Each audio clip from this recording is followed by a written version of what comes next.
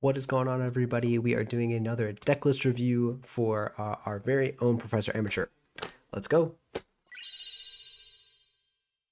What up, what up, what up? Welcome back to my channel. I'm Roxora, and here we do all things magic and magic spell slingers. Today we're doing another commander deck where I take a look at a deck list submission, talk about the commander, the individual card choices, and just the strategy overall. At the end, I'll give it a rating out of 10. Today's submission comes from Professor Amateur, again, a friend of the channel. They do a lot of brewing.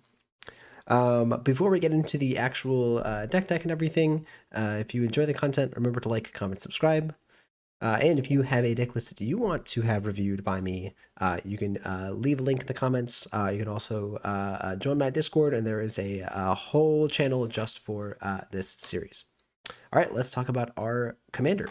All right, so our commander for this deck is Dina, Soul Steeper, which is a Golgari creature from Strixhaven, actually. So not actually a very new commander, but it is definitely. I think people have finally figured out what it can do and how to make it work, and yeah, it's really interesting.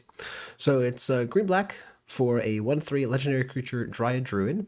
Whenever you gain life, each opponent loses 1 life. Okay, pretty standard effect. And then you can pay 1 mana, sacrifice another creature, and she will get +X/+0 until end of turn, where X is the sacrificed creature's power.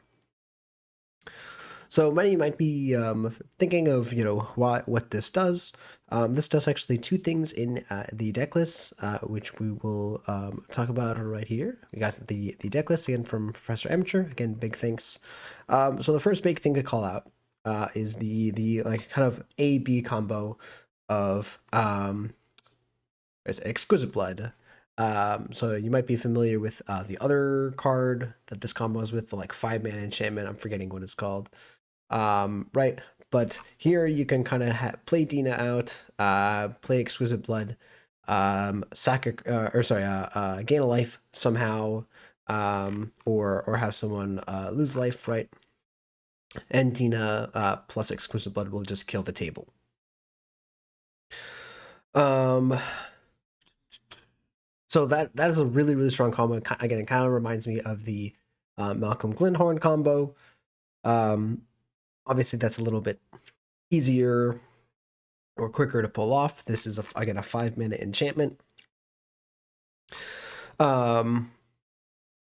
But it's still really powerful. It's just you have Dina, you tutor for this. If you think people are low on interaction, you play it out and you kind of just win the game.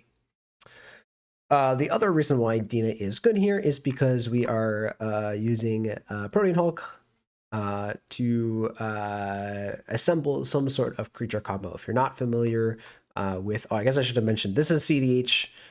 So again, for people looking for casual decks, I will have another deck list for y'all very, very soon. But for now, we're sticking with, the kind of more high-powered stuff. So yes, Protean Hulk, for people who aren't familiar with cEDH, is a very, very powerful kind of engine for winning the game. You kind of want to tutor it out onto the battlefield somehow, or reanimate it in some way, and then get its death trigger. And so that allows you to get a very specific line of creatures that just results in instantly winning the game. So the main line here is getting Cavalier of Night and a they sent me a list because the lines are very, very specific. Right, so first you get Activated Sleeper, right? It's Activated Sleeper plus Blood Artist plus any of the creatures that sacrifice a creature for free. So Viscera Seer, what's the other one? Carrion Feeder, and I think those are the only ones. Yes. All right, so those are the main ones. They're I don't think they're more expensive creatures. No, it's either one of those, right? So you get either one of those. It doesn't really matter which one. Again, we're just using it for a free sacrifice, so that we can sacrifice. So that since we've sacrificed Protean Hulk, Protean Hulk will be in the graveyard. So then Activated Sleeper here will be able to enter as Protean Hulk, and we get its death trigger again. Right, so we have Carrion Feeder or whatever to sacrifice it again. And then from there, you can get Cavalier of Night. Cavalier of Night does a very cool combo with Activated Sleeper, right? So if you sacrifice Cavalier of Night, get back Activated Sleeper enters as Cavalier of Night, and then you can loop Activated Sleeper by just sacrificing itself. Sacrifice itself as Cavalier of Night. It triggers its ability to return target creature. Notice how it doesn't say another target creature, it just says target creature. So again, if it dies, it will be in the graveyard by the time that this ability is on the stack. So you can just continue to loop Activated Sleeper as long as you, again, keep returning it to the battlefield as Cavalier of Night. So that, along with the Blood Artist that we got from the board earlier in the game, earlier in that sequence, right, will just kill the table. There's another line here where that uses Dina, that they say is a little bit safer, right, in which you grab Essence Warden, like Sleeper Essence Warden, a sack creature, and then Sylvan Safekeeper. Again, but that line is a little bit more complicated. I won't be going over that. I think they don't have a primer, but again, if you're interested in and that you can talk about in the comments. I'm trying to make this as short and sweet as possible to not be too long. So let's talk about some of the other cards that are not involved in this combo. So you have Allosaurus Shepherd, green spells can't be countered, Slam Dunk. We have a bunch of Mana Ramp or Mana Dorks, Arbor Elf Birds, Deathrite, a lot of Elves. Again, Essence Warden, really good with Dina, just basically comboing to ping your opponent or drain your opponents every time a creature enters the battlefield. Really annoying. I've played against this deck, and that kind of aspect was really annoying. Sylvan Safekeepers, of course, we talked about, really good at protecting creatures. So as you're going for your combos, or if you can get this out before you start doing your combos, it's going to be real good. Collector Oof is a Slam Dunk. And then another really cool thing about the Dina is that, again, you're going to just naturally be playing a lot of cards that gain life, right? Again, like the Essence Warden and things like that, right? And so because of that, we're playing Dark Confidant as well as Nashi Moonsage Scion, which give us cards at the cost of a little bit of life. So it's really important that you play these index that either aren't really trying to care about their life total as much, or can kind of gain a little bit of life back, or not be too worried about that. Yeah, so the Essence Warden and things like that, really cool here. Dathi Voidwalker is a Slam Dunk. Same thing with Destiny Spinner. Feed Artisan is kind of a nice creature tutor. It also sacrifices stuff, so you can use it to again get some death triggers going. Blade Render is does things with warriors. I think it's the only warrior. Stealth by warrior. It also might be a tech against Najila. That's kind of an interesting thing. Other than that, I don't see a lot of warriors. Yeah, I'm kind of interested in this. Again, it might just be an Najila tech, in which case I that's totally fine. Opposition Agent, hate that card, but it's really good. Grim Hireling, another really powerful card that just kind of is can be a sacrifice outlet, right? If you can kill your own creature, if you have enough treasures, but also, again, you can just kind of play it and it gets you some treasures.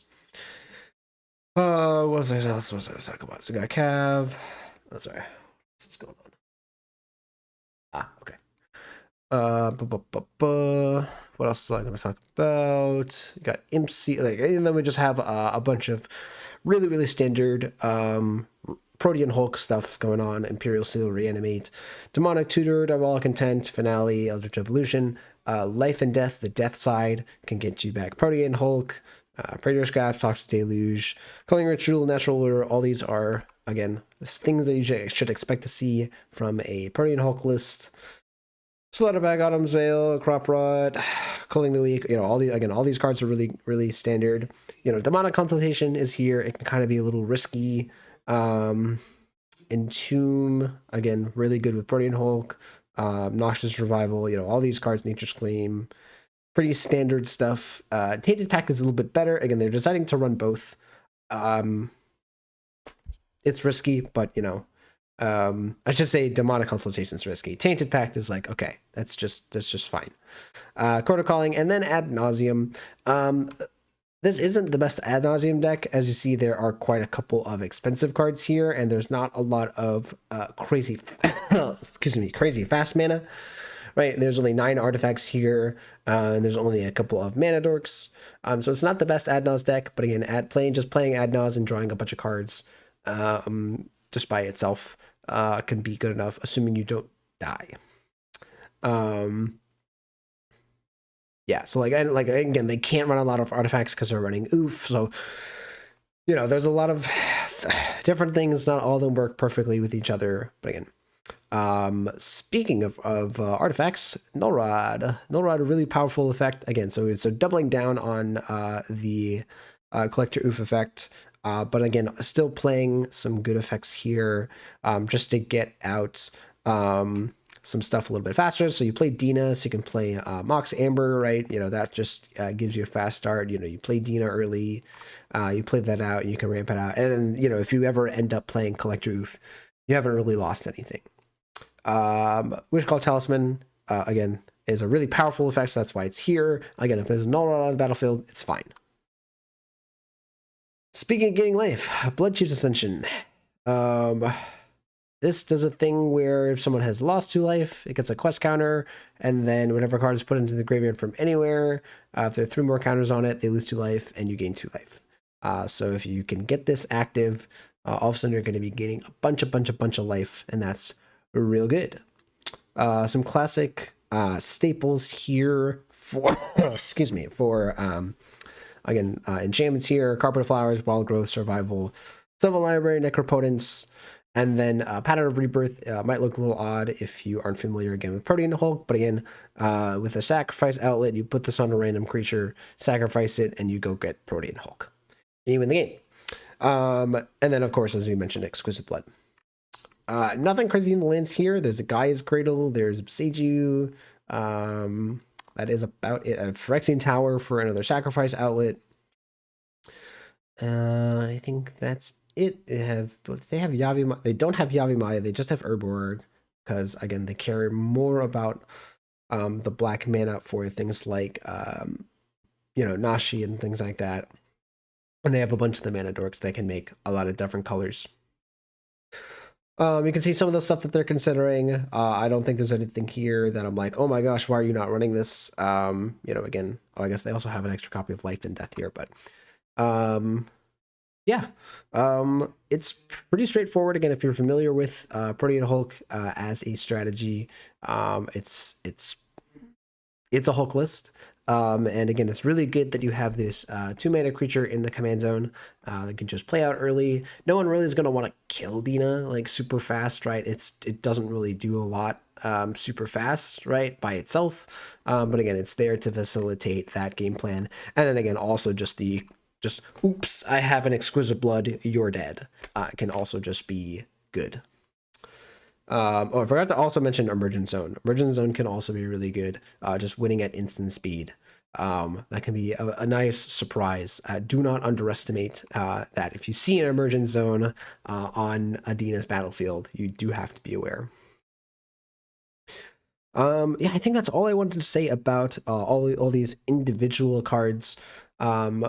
As you know, in relation again to the deck strategy overall, it does a good job of playing a mid-range game plan with all of these creatures. Again, these creature piles do really well when you know, people aren't trying to combo. Again, by playing Golgari, you don't have access to the best kinds of interaction like Force of Will and things like that. Obviously, you get some good removal. Obviously, like things like Abrupt Decay are really good at stopping an Underworld Breach or something like it. Yeah, so you know, obviously the deck can interact. It does have removal, but it works really well when the game is a lot more mid-rangey, and you can just kind of sit back and play cards. Yeah, I think that's all I want to say about this list. Again, it's, you know, pretty straightforward, so I don't want to, you know, go too much into hyper analytics. But I think it's really cool. Again, I think it's a nice play on a Protean Hulk strategy, as well as, again, I do really like that kind of spicy exquisite blood card or exquisite blood combo that you can just kind of randomly get people with. I really like that aspect. But yeah, so I think I would give this. I don't know if I would give it I'm not going to give it anywhere close to a 10 because, again, for me, my personal opinion is something like this would be really boring to me. But I still think it's really good. I'll give it like an 8 out of 10. Yeah. But let me know if you agree in the comments below. What rating would you give this deck out of 10? In terms of competitiveness, I guess I would say. I guess competitiveness, again, I would still, it would be a similar grade. Kind of comboing it with competitiveness, interestingness, fun, whatever. And I guess, sorry, I also mentioned, again, I like when cards like this become good because they work with the commander. I think it's another good example of that, as well as like, Nashi or, Essence Warden, right? So I think there's enough instances of that in this list that I am satisfied. My creative desire is satiated. All right, I think that's all I'm going to say about this. If you made it to the end of the video, thank you all for watching. Really, really appreciate it. If you are enjoying the content, again, let me know. Leave a comment, something, so I know to keep on doing these or to do them more. Yeah, if you want to catch me live, I don't do this, but I do some Magic the Gathering. I do some Magic Spell Slingers and just a whole bunch of games just hanging out over at twitch.tv/roxor098 every Tuesdays and Thursdays starting around 8 p.m. Eastern Standard Time. All right, again, thanks for watching, and I'll see you guys for the next video.